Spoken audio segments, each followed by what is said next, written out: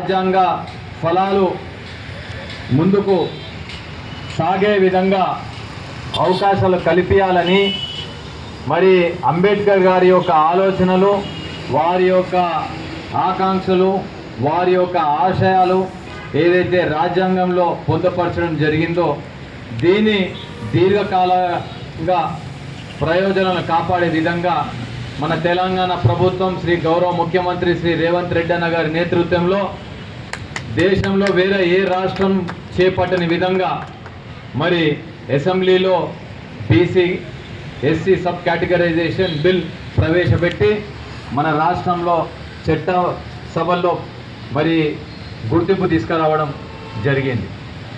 ఈ విధంగా ఎక్కడ కూడా మరి ఏ రాష్ట్రంలో తీసుకోలే.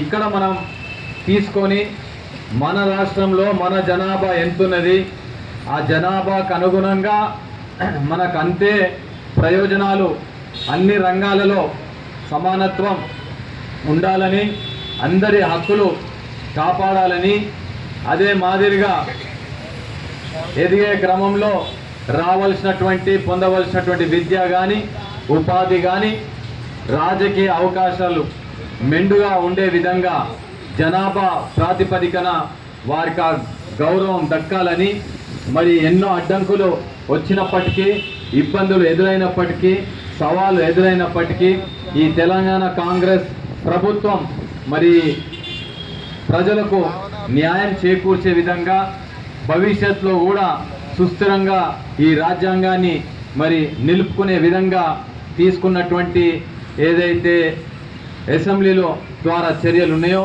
ఇవన్నీ కూడా మనం గమనించాలి, మనము అర్థం చేసుకోవాలి. ప్రధానంగా డాక్టర్ బిఆర్ అంబేద్కర్ గారికి ప్రత్యేకంగా అంత ఉన్నత స్థాయికి చేరడానికి ప్రధానమైనటువంటి కారణం విద్య. ఆ విద్య మనము మన తరానికి, నెక్స్ట్ తరానికి అవకాశం కల్పించాలి. ఆ విధంగా భవిష్యత్తులో ఏ విధంగా అయితే అంబేద్కర్ గారి జీవితంలో మరి అనుకూలమైనటువంటి మార్పులు వారి విద్య ద్వారా చేయడం జరిగిందో, విద్య ఒక వ్యక్తి ద్వారా మరి శక్తిగా తయారై వ్యవస్థను స్థాపించేటటువంటి గొప్ప స్థాయికి తీసుకుపోయేటటువంటి ఆయుధం విద్య.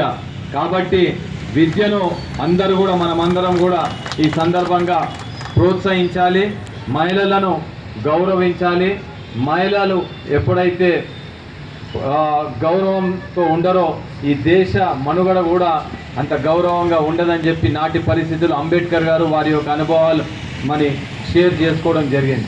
కావున విద్య, మహిళల పట్ల గౌరవం, సమాజం పట్ల గౌరవం, క్రమశిక్షణ ఇలాంటి యొక్క విలువలను మనము పెంపొందించుకుంటూ మన తరానికి, భావి తరాలకు, భావి సమాజానికి కూడా ఆదర్శంగా నిలవలసినటువంటి అవసరం ఎంతైనా ఉందని చెప్పి ఈ సందర్భంగా మనవి చేసుకుంటూ, నాకు ఇక్కడి నుంచి మళ్ళా ఇక్కడ గోకుల్ ప్లాట్స్లో వాళ్ళు వెయిట్ చేస్తూ ఉన్నారు ఎండకు. ఇంతకుముందు ఇక్కడ అంబేద్కర్ నగర్లో చేసుకొని చందన్ నగర్లో కూడా వక్తలు మాట్లాడుతూ ఉంటే సార్ నాకు వెళ్ళిపోవాలని చెప్పేసి మనవి చేసుకోవడం జరిగింది. క్షమించాలి, నాగరాజన్న గారు మాట్లాడేటప్పుడు వారి యొక్క ప్రసంగానికి అడ్డుగా నేను రావడం జరిగింది. పెద్ద మనసు చేసుకొని క్షమించాలని చెప్పేసి తదుపరి కార్యక్రమాలను సాగే విధంగా చొరవ తీసుకోవాలని చెప్పి నిర్వాహకులకు పేరు పేరున నా ఒక నమస్కారాలు. అదే మాదిరిగా మా సాజిద్ భాయ్ 2009 నుంచి నేటి వరకు మాకు ఒక ఏ పరిస్థితిలో ఉన్నా మరి కులమత ప్రాంతాలకు అతీతంగా లౌకిక వాదం ప్రతిబింబించే విధంగా సాజిద్ భాయ్ సోదర భావంతో ఉండడం జరుగుతూ ఉంది. మన మధ్యలో ఇద్దరు ఇస్మాయిల్ భాయ్లు ఉన్నారు.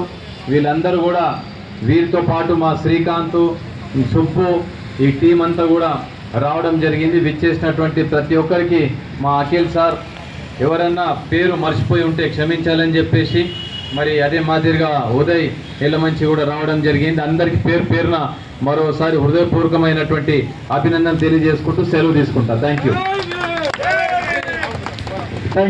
You sir. చాలా అమూల్యమైన మాటలు డాక్టర్ బాబాసాహెబ్ అంబేద్కర్ గురించి మా దగ్గర జగదీష్ అన్న గారు చెప్పారు. కాబట్టి అందరికీ ఇంకొకసారి ధన్యవాదాలు. నిజంగానే डॉक्टर बाबा साहब अम्बेडकर जी ने पढ़ो लिखो संगठित बनकर संघर्ष करो, ये नारा बाबा साहब अम्बेडकर जी ने दिए थे। तो आज थैंक यू आज वही संदेश जगदीश्वर अन्ना भी हमारे बीच। अरे